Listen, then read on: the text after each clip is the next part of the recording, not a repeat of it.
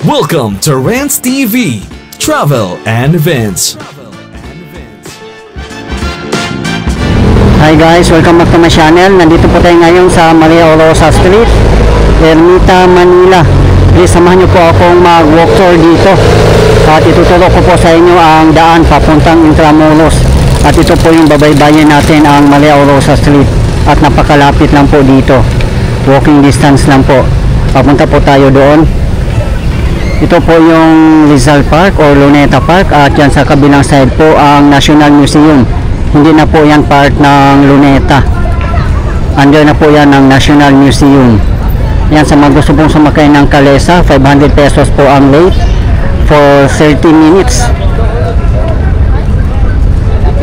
Ayan po ang rate nila. For Kalesa, 3 passengers. Caritela, 4 passengers. Tartanilla, 6 passengers. Ito po yung gate ng Rizal Park. Lahat po ng gate ng Rizal Park ay open na po.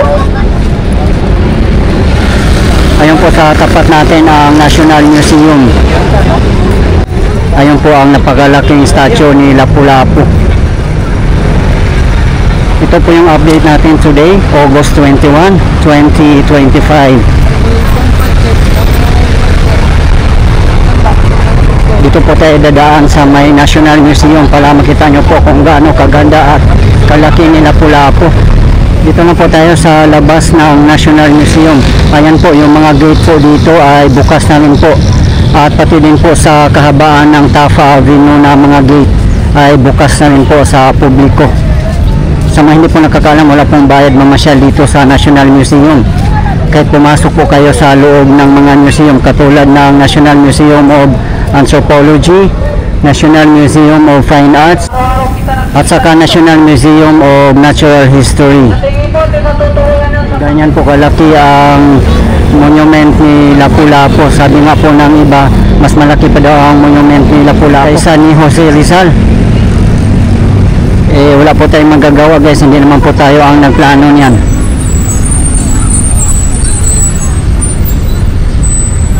Doon naman po sa bandang dulo ng Maria Orosa ay may mga vendors pa nga rin po doon.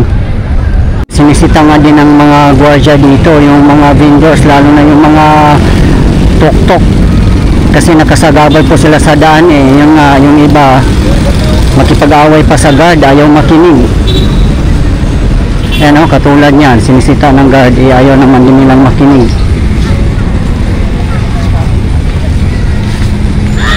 Dito rin malapit sa pedestrian, may mga vendors din pala dito. Pero kung sisitahin ng mga pulis yan, aalis yan pag security guard, kasi matigas yan sila eh.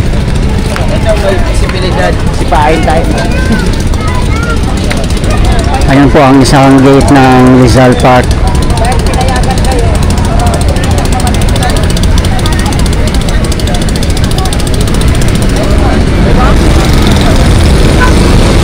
Tara guys, sutumbukin na po natin itong kahabaan ng Maria Orosa Street. Malapit lang po dito.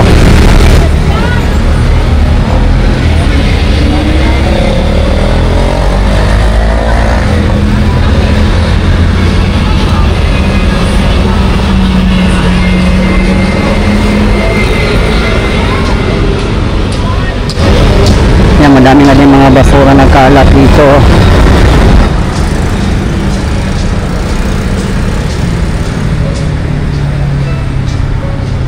Ayan no.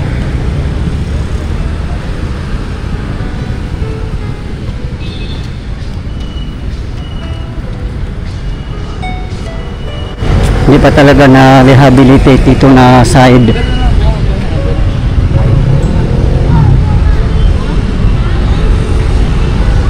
Yan, ito yung side ng National Museum na dating Rizal Park. At yung sa opposite side natin ang Rizal Park.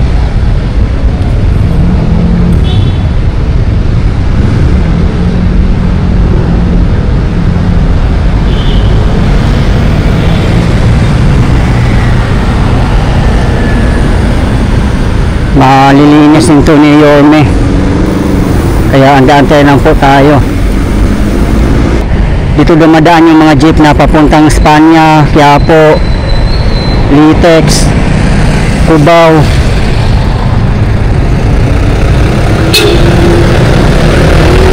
Kaya sana nga talagang malinis dito at walang mga obstructions, lalo na yung mga nakapark ng mga e-trike, tok-tok, mga vendors.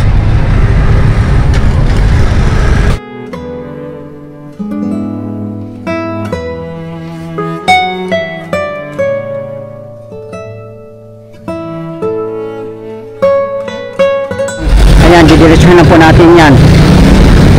Dito tayo dadaan sa pedestrian lane.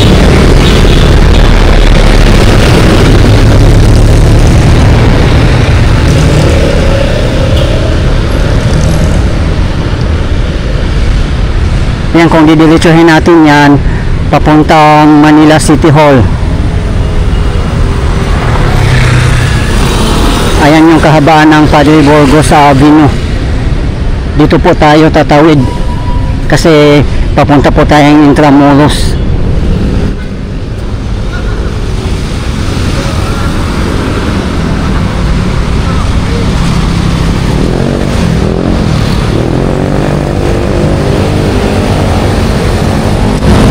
Yun lang po sa tapat natin ay General Luna Street na po yan, papasok ng Intramuros.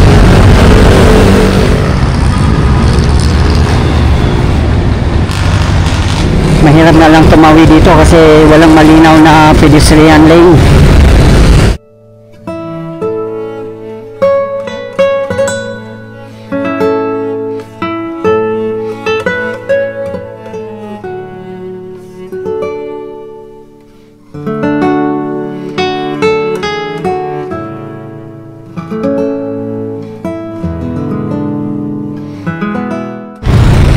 Ayan, ito na po yung kahabaan ng General Luna Street.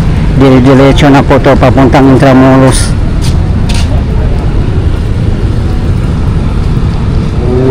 Sa mga hindi po nakakaalam, wala pong bayad mamasyal dito sa Intramuros.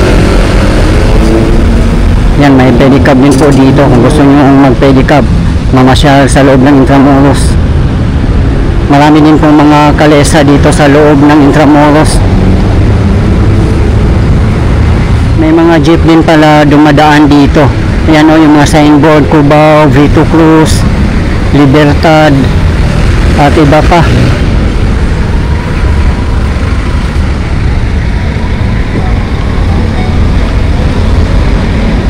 Ayan po ang Puerta Real Gardens.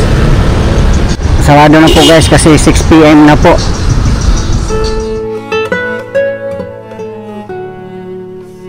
Ayan na po sa harapan natin ang Intramuros Gate. Ayan ang pong building na yan, ang Department of Labor and Employment.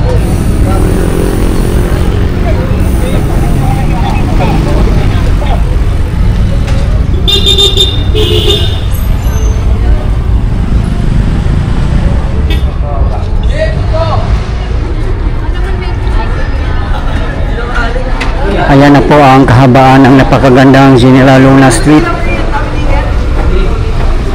Ayan po. At ito namang street na po na to ay napakaganda din po ang Moralia Street.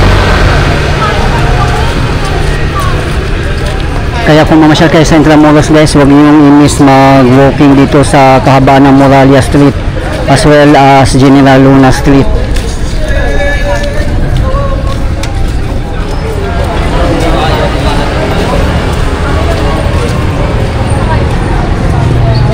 Ayan po sa tapat natin ang pamantasan ng lungsod ng Maynila o University of the City of Manila.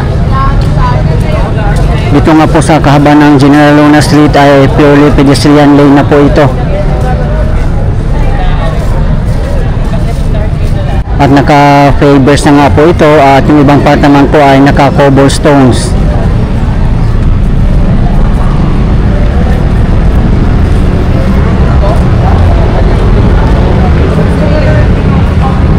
Ayan lang po ang gate ng Intramuros. Diba guys, nakita nyo po kung gaano lang po kalapit Rizal Park hanggang Intramuros.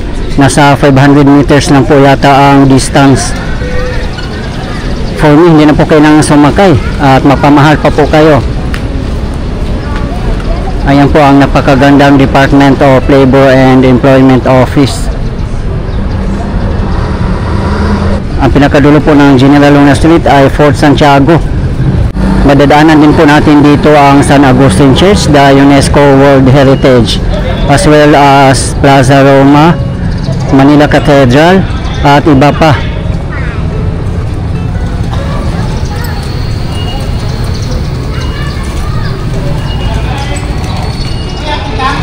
Ayan, ang dami mga e-trike din dito kung gusto nyo mag-hire.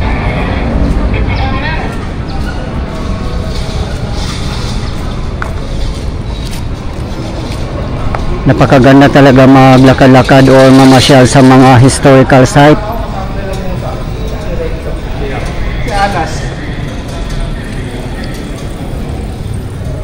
Yan, pwede naman pong mag-biking dito. Marami nga din pong nagko-comment sa mga previous videos natin dito na sana purely walking lang, walang magbabike, walang mga e-trike, kasi walking lang po talaga.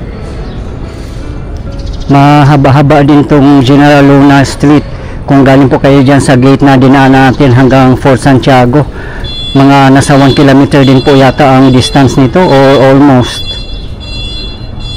Yun nga lang, hanggang sa ngayon ay meron pa rin pong mga cable wires natin na makikita dito na pumupulupot o simply spaghetti wires.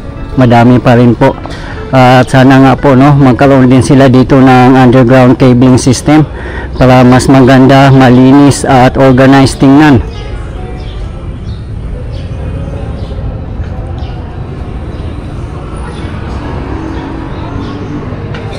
Diyan po dati nakatayo ang The Church of Our Lady of Lourdes.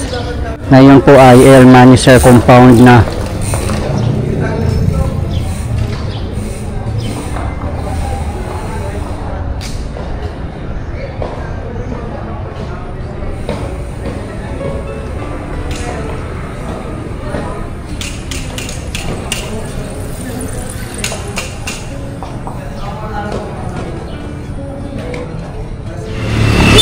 Katulad nun, no, may motor na dumaan.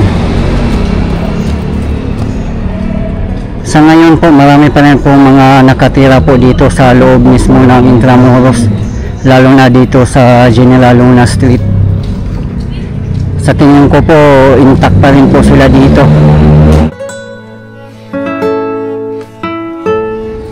Yung building ng pamantasan ng lungsod ng Maynila ay napakaganda po niya. Ayan, no.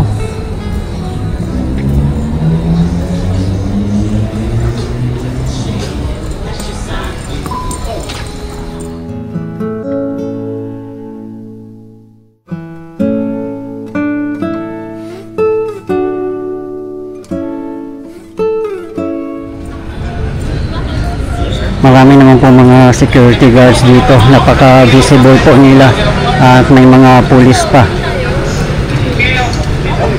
Ayan naman po ang Intramuros Night Market. Kaso lang po, wala pong market. Baka December pa yata ayan mag-open.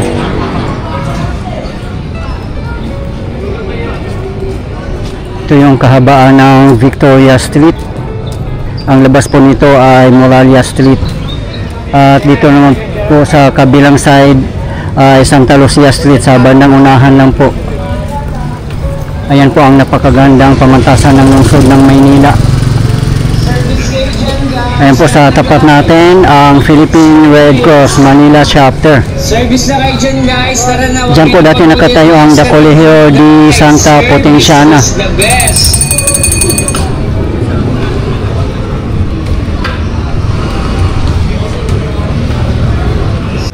Ayan, dito po na area ang dami pong nakatira. Ayan, oh, marami mga bata naglalaro.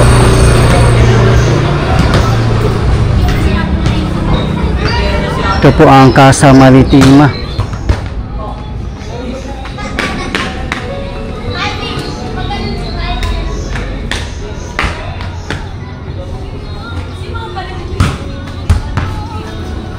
Sorry. Hello.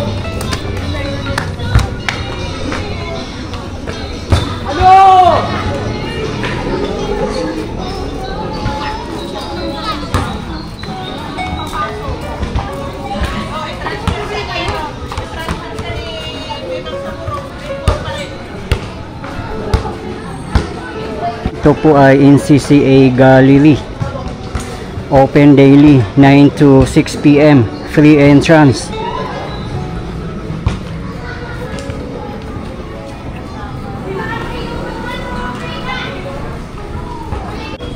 Dito po na area marami pong nakatira.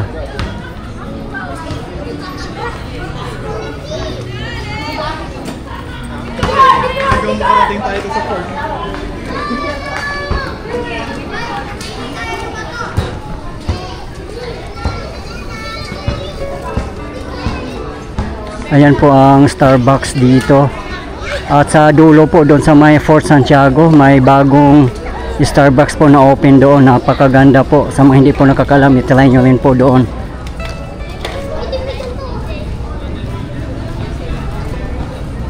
Ito po ang Knights of Columbus Fraternal Association of the Philippines. Ayan, katapat lang po niya ang Starbucks.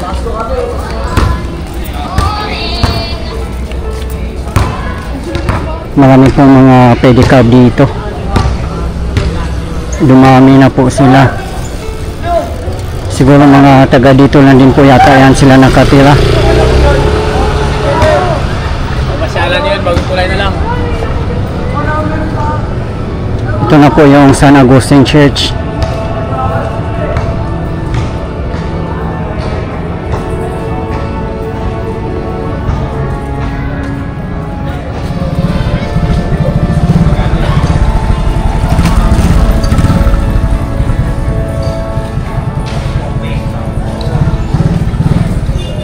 Grabe, ang ganda talaga ng mga architectural design ng mga sinaunang building. Mga neoclassical, symmetrical, at iba pang mga design. At dapat lang talaga guys, no, ma-restore po lahat ng mga old buildings natin dito sa Intramuros at sa iba pang mga lugar. Ayan, pwede pa lang pumasok ang kalesa po dito.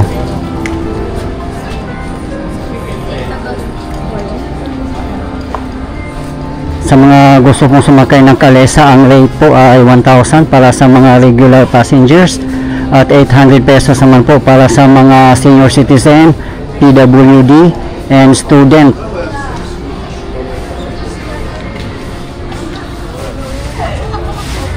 Ayan, napakaganda na po dito. Ayan po ang Urdaneta Street. Tingnan nyo naman po ang design at mga pailaw. Naka-cobblestone na po dito na area, dito sa area ng Casa Manila at San Agustin Church.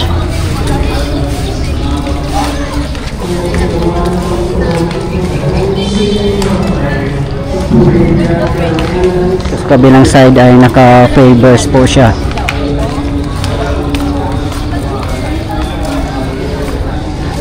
Ito pa po talaga yung dati pa.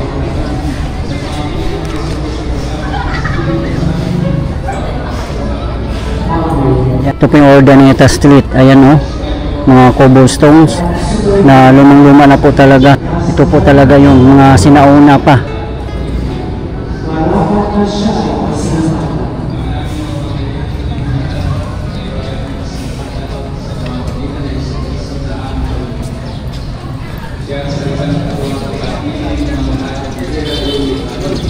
Kaya sinubo mo para kami sa lipid palayan. Kaya siya kinalingan ng mahal at yung kanahing kanina ginagawa sa kapangyarihan. Ayan lang po ang San Agustin Church. Pinagtiisan niya ang iunat sa krus ng kanyang mga kamay upang magwakas ng pagkain ng hayag at kabutan. Ayan po ang Casa Vera.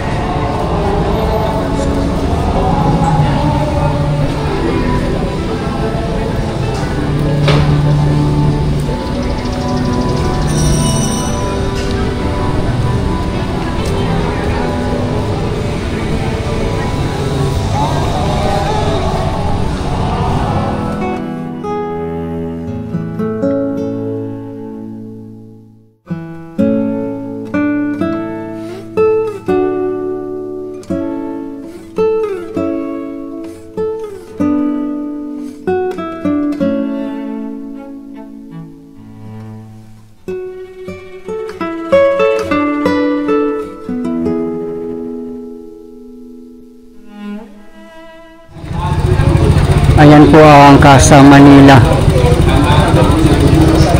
Ang ganda po niya, naka-cobblestone din po dito na area.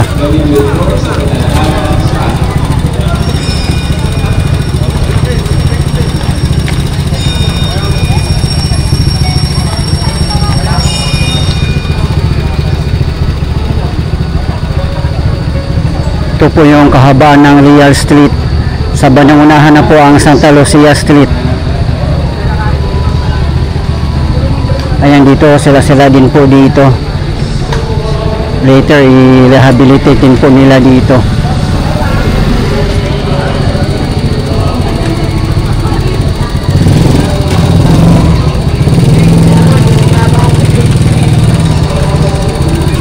Dito naman sa kabilang side, maganda rin po dito ang cobblestone nila.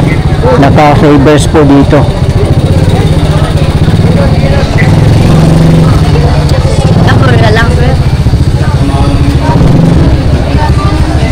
Kung didiretsuhin po natin to, ang labas natin ay Moralia Street. Ito naman po ang Oscar Ledesma Building, Art Deco style, 1933. Naming nahimlay nang may pag-asa sila muling mabubuhay, gayon din ang lahat ng mga pumanaw. Kawano sila patuloy sa iyong kaliwanagan. Kawano pang inabating kaming lahat. Los Frailes Cafe. Sa iyong buhay na walang wakas.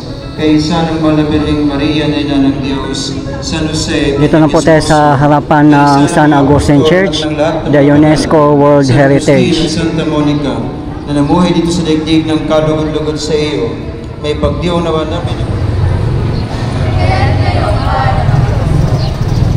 Ay sa iyo, Diyos Amang makapangit.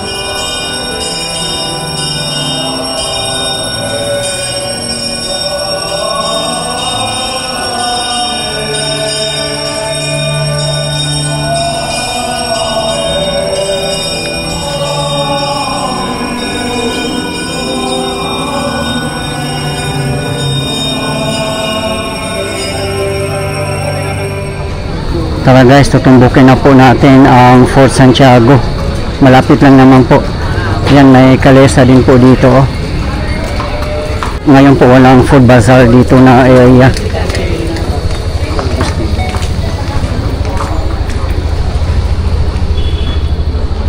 Last time nung nag-update tayo ay dito po nakapwesto ang food bazaar.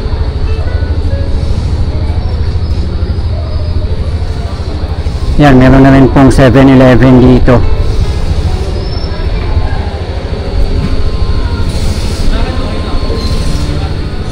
Ayan lang po ang Catholic Bishops Conference of the Philippines.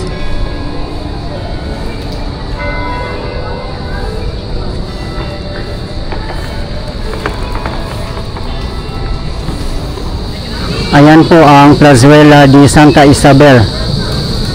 Dito na po siya sa corner ng Anda Street and General Luna Street. Ito po yung kahabaan ng Anda Street. Diyan po tayo galing. Ayan na po sa bandang unahan ang Museo de Intramuros, Foro de Intramuros at Centro de Intramuros. Diyan po sa kahabaan ng Arzobispo Street. Dito po dati nakatayo ang The Colegio de Santa Isabel, 1632 to 1945. At sa ngayon nga po ay bakante pa po dito, hindi pa nila na-restore as you can see.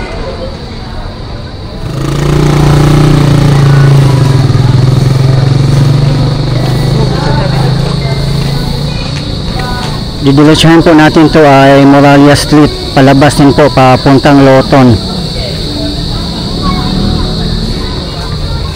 Ito po yung tutumbukin natin ang General Luna Street. Ayan lang po sa bandang unahan na ang Manila Cathedral.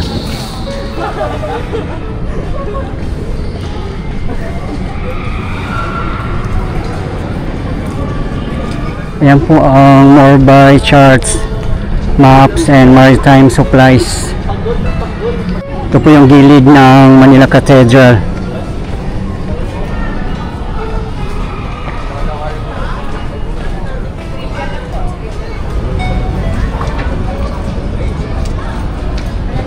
Diba guys, nakita nyo po ang dami pong nag-walking dito sa kahabaan ng General Luna Street, lalo na pag weekends. Ayan naman po ang Comelec office o Plaza del Gobernador.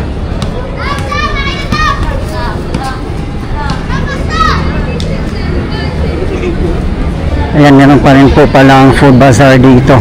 Dito na po tayo sa sentro ng Intramuros. Ayan po ang Plaza Roma. Ayan po ang harapan ng Plaza del Gobernador.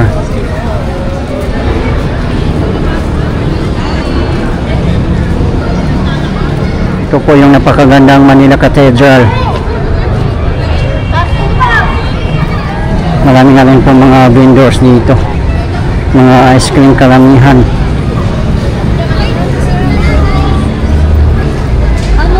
Allowed naman po siguro yan sila kasi marami po sila dito.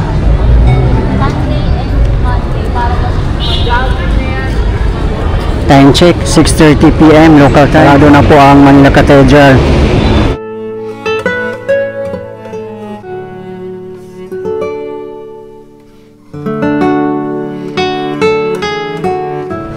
Meron po silang Intramuros passport inclusive of entrance to 5 major sites: Fort Santiago, Museo de Intramuros, Centro de Intramuros, Casa Manila Museum, and Baluarte de San Diego.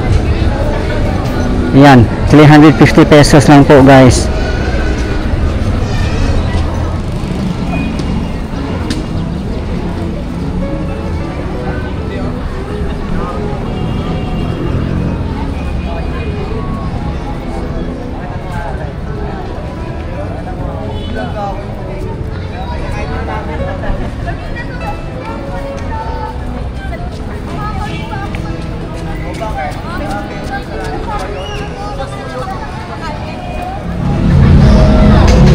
Yan, maganda rin naman dito. Marami mga mauupuan dito sa Plaza Roma.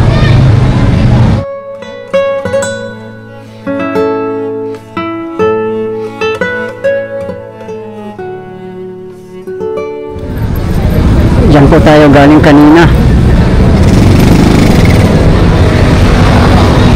Dito na po tayo sa kahabaan ng Soriano Avenue, ang main road dito sa Intramuros. Dito po mismo ang sentro ng Intramuros. Ayan lang po ang Plaza Roma. Sa ngayon po ay hindi pa naman po na-rehabilitate po ang Plaza Roma.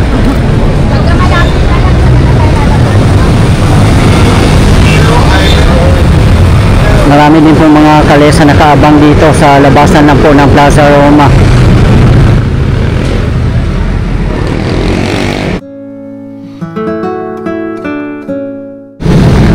Doon lang po sa bandang unahan ang Pasig River Esplanade, napakalapit lang po dito.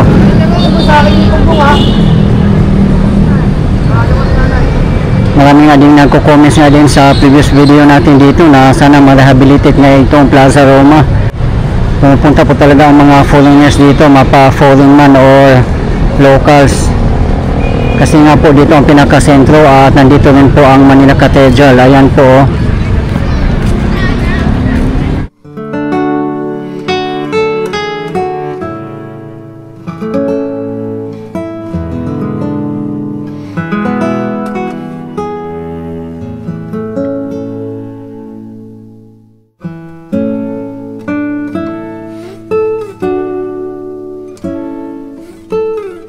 Nakatawid na po tayo ng Soriano Avenue. Ayan lang po sa tapat natin ang gate ng Fort Santiago. Dito na po tayo sa pinakadulo ng General Luna Street. Ito po yung sinasabi ko sa inyo guys na napakagandang Starbucks.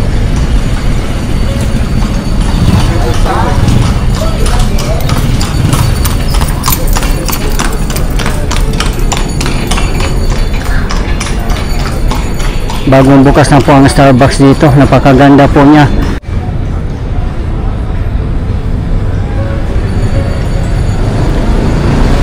Diba guys, kung galing po kayo ng Rizal Park, kung pupunta po kayo dito, sobrang lapit lang po.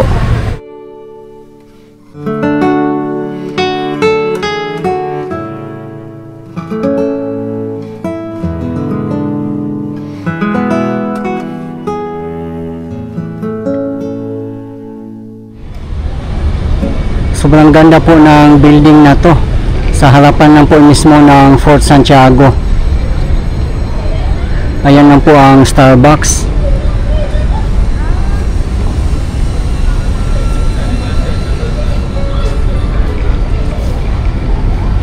Yan, nakasarado po dito na area kasi natumba yata to ang punong kahoy dito. Ayan o, hindi pa po natatanggal. Ito po yung main entrance ng Fort Santiago. Sa mga hindi po nakakaalam, ang entrance fee para sa mga regular visitors ay 75 pesos at 50 pesos naman po para sa mga senior citizen, PWD at student. Hindi na po tayo papasok yan, guys. Sa mga hindi po nakakaalam, meron din pong gate doon sa may Fort Santiago Esplanade. Guys, ito po yung latest update natin ngayon dito sa Maria Orosa Street, Ermita, Manila at Juan Luna Street, Intramuros, Manila as of today, August 21, 2025. Maraming salamat po sa patuloy niyong suporta at panonood ng aking mga videos. I really appreciate po. At hindi po ako magsasawang i-update kayo, lalong-lalo na po sa mga government infrastructures. Mabuhay ang Pilipinas! Okay guys, thank you for watching and keep safe everyone.